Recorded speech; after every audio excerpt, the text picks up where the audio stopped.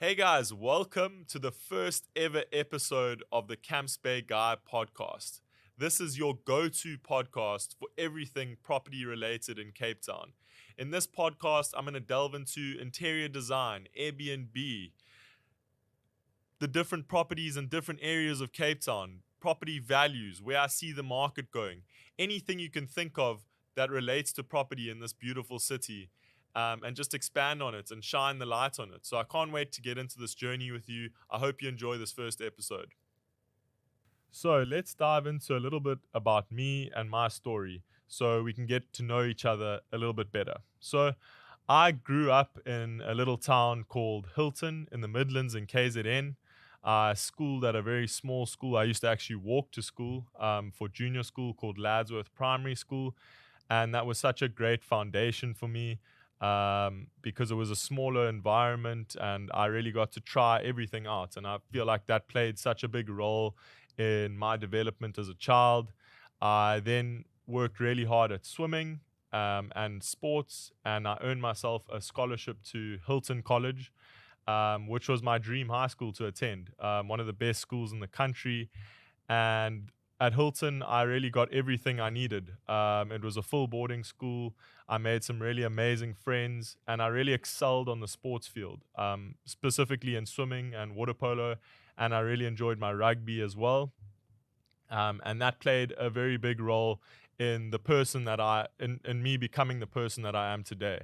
I feel like Hilton really shaped me, and the teachers that I had there were some very influential teachers in my life. For example, my water polo coach, Mr. Randall, where we used to train 5 a.m. in the morning throughout winter, and that really helped me develop a work ethic and the work ethic that I have now.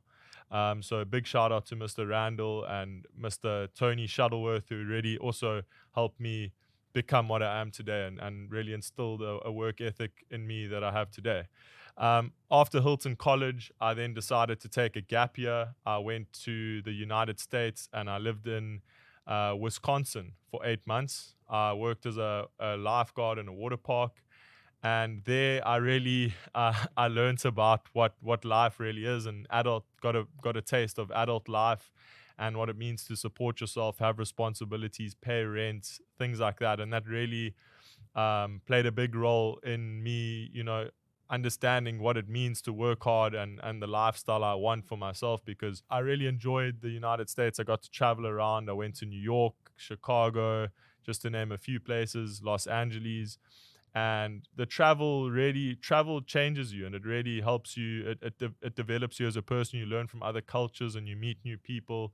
So that really played a big role in my development as well, in traveling around and meeting new people and actually having to make a plan when things didn't go your way. So yeah, I really enjoyed my gap year, and I also ended off my gap year with a 3-month stint in London, selling butterfly jewelry, which was quite an interesting experience in the Camden markets. And that as well also played a big role in who I am today. I met my boss was an amazing guy, Torn Richards, and he taught me a lot about business and a lot about selling. Yeah, so he gave me a lot of sales skills. So I'm probably using a few of those sales skills today. From there, I then studied at Rhodes University for 4 years. Rhodes University really played a big role in my development. Studying my Bachelor of Journalism degree, it really helped me gain the skills that I have now, not only networking and finding contacts in journalism, but also the digital marketing skills that I learned at Rhodes University. And at Rhodes University, I also played rugby I was the first team rugby captain for 2 years, and that really helped me learn a lot of leadership skills that I have to use now when dealing with people on my team and in the office. So that really played a big role in my development into gaining discipline, obviously the training with rugby and studying journalism and learning about different ways to do marketing and things like that. But anyway, from Rhodes, I then moved with my lovely girlfriend to Cape Town, and I started working in marketing. This podcast is also sponsored by Home Loan Junction. Home Loan Junction can get you finance on any of your property deals, even if you are a foreigner. and they really work in such a quick and timeous manner. From the first moment I met Erica Fenter from Home Loan Junction, I knew that they were the people I wanted to take care of my clients, just because of the professionalism and the way that they just stay in contact. So if you're looking to finance your next property purchase, please get in touch with them. Their details are below. And yeah, they're a great service provider. Thank you, Home Loan Junction. I did social media for some of the biggest hotels in the country and really enjoyed doing that. But unfortunately, it was at the same time as the COVID-19 pandemic. And so I think 2 months into my contract, COVID came around and really, everyone cut their marketing budgets. So my job kind of diminished into kind of nothing, because nobody was putting any money into marketing during COVID because they had to survive, especially in the tourism industry where people couldn't travel and move around. So I then had to make another plan, moved back home for a bit, did a bit of thinking. And then when I came back to Cape Town, I then went into marketing for the real estate industry and started my own little marketing business. I started doing the marketing for Tyson Properties, and Nick at Tyson Properties played a major role in my development as well, just seeing what it takes to run such a successful organization and the systems they had in place at Tyson Properties. And being able to do the marketing for Tyson Properties, having, they list some of the biggest listings in Cape Town. And during that time, I was doing a lot of thinking and seeing these young agents listing these big, I think one of the properties was 120 million rand. It just really inspired me. And I did a lot of thinking. At the same time, my mother had just moved from KZN to Cape Town to manage the Atlantic Seaboard office for Harcourt's Real Estate. And so I got chatting to her. We had a long conversation over a glass of wine where she basically said, why are you doing all this marketing for these agents? Why don't you do the marketing for yourself?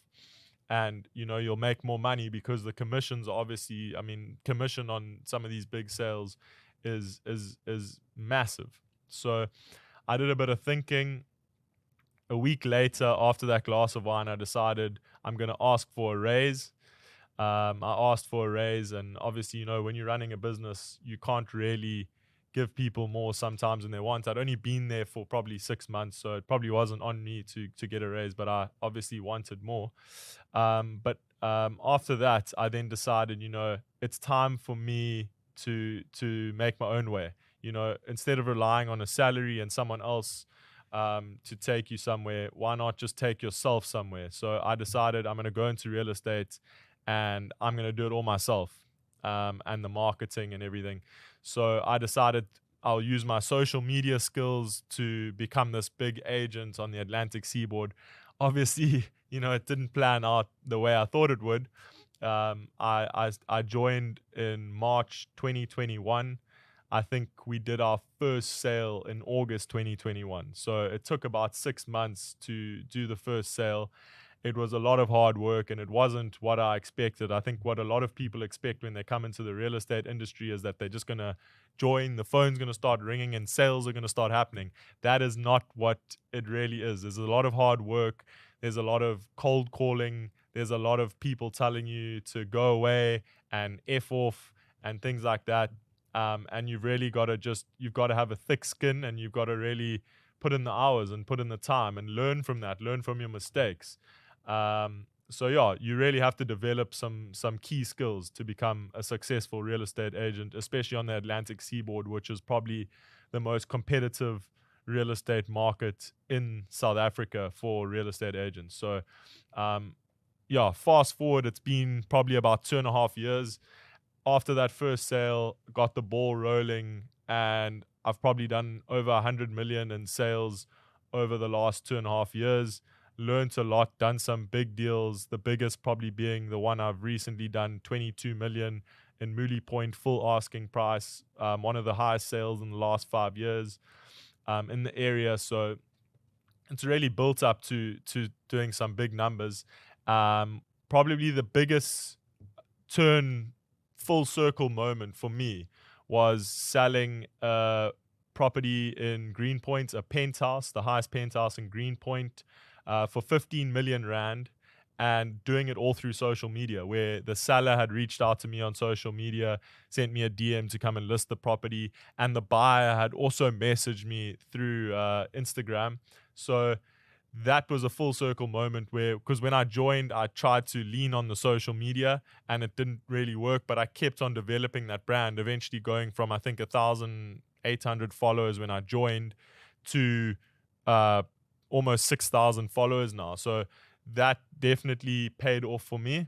And it's now helping building that Camps Bay Guy brand. Obviously, this podcast now being a part of that brand has been something that I've been trying to develop for a long time, and doing that sale all through social media was a big moment for me in my career, and seeing what social media and the power of social media and online marketing can do. So enough about me. Let's get into this episode.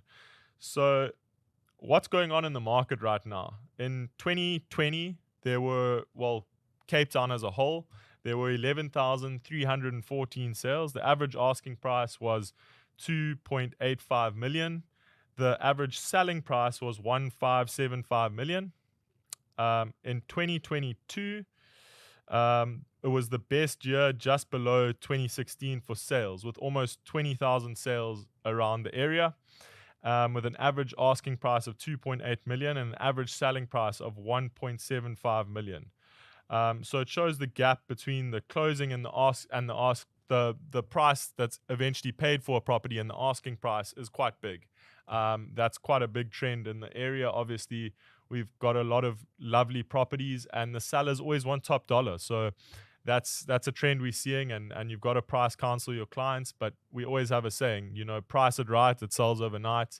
Price it wrong, and it stays too long. So this is definitely proof of that. This podcast is sponsored by Vanel Krueger Attorneys. I've been working with Vanel Krueger Attorneys since I first started 2.5 years ago in the real estate industry, and they're just amazing. They take my calls whenever, whatever time, on the weekends, late at night, when I have a deal I'm trying to get over the line and I can't answer a question for a client. They will help me with all the technical, legal stuff. And Eberhard Krueger has been my number one supporter since day one. So a big shout out to Vanel Krueger Attorneys. If you are looking for a transferring attorney to help you sell your property and get your deal over the line, they are definitely your go-to attorneys. Thank you so much, Vanel Krueger Attorneys, for sponsoring this podcast.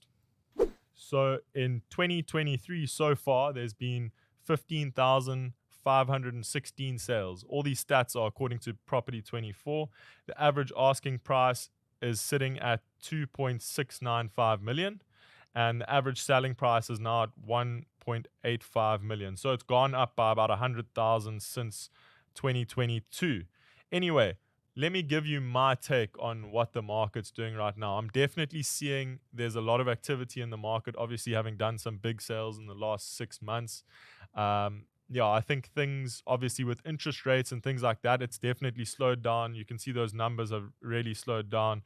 There were almost 20,000 sales recorded in 2022. 2023, we're just over 15,500 sales. So things have definitely slowed down, and I think the biggest thing that slowed that down is the interest rates going up. Obviously, we don't see that a lot in the luxury market, Camps Bay and things like that, because a lot of our sales are actually cash sales. But yes, the interest rate does affect everybody, and when that interest rate goes up, it puts a lot of pressure on buyers.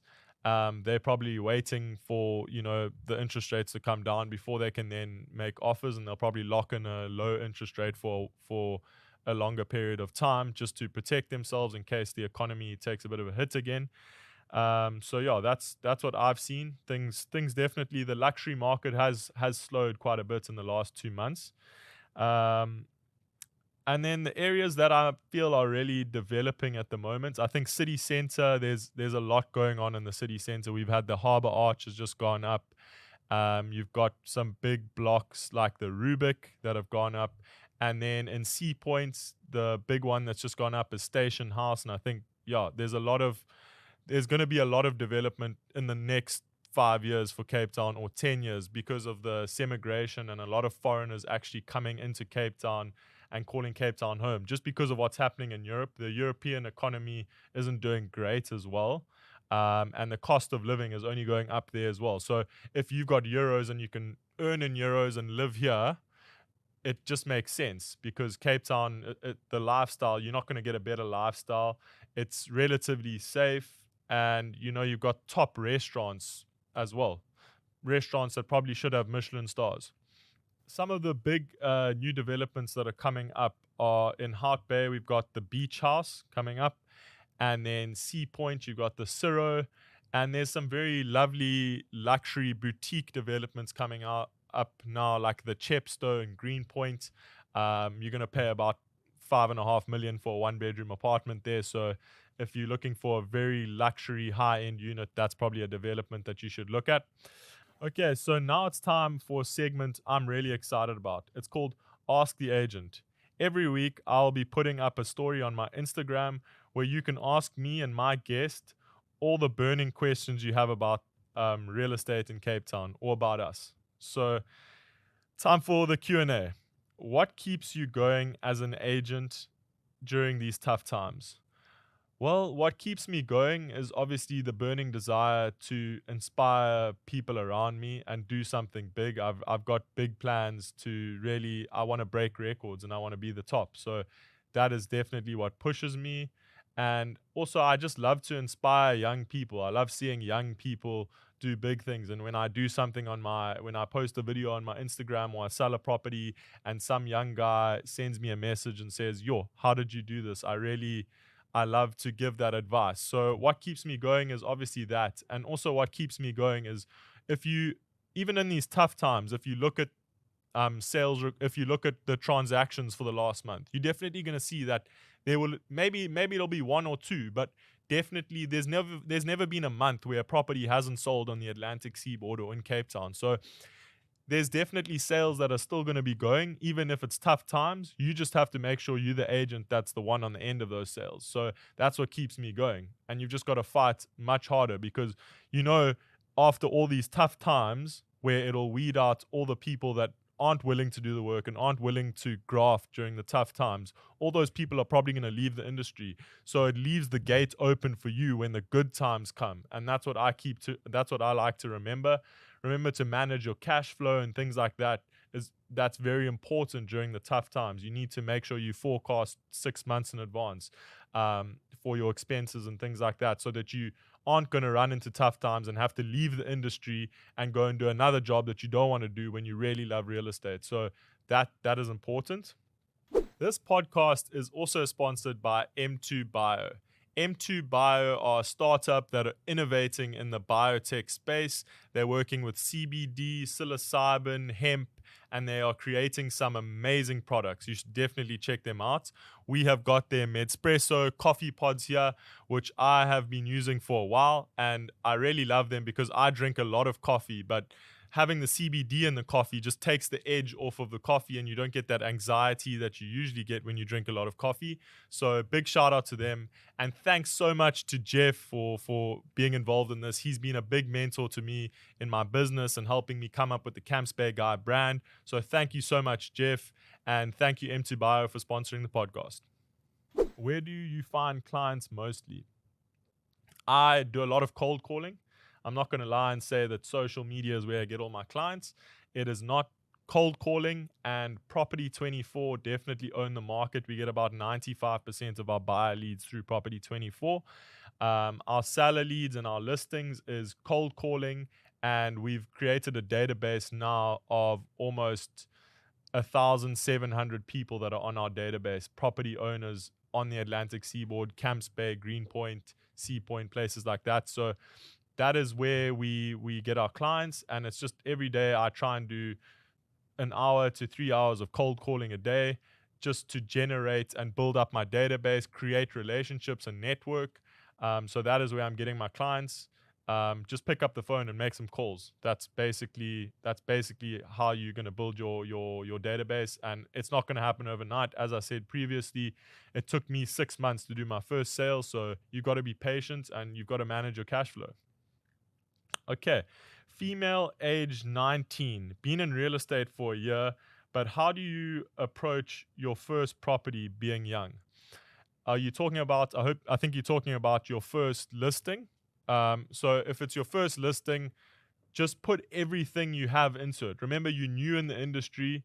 If you've only got one listing, tell that seller, you're new, you don't have any other listings, and this is how you're going to put everything into this listing. So put absolutely everything into the listing.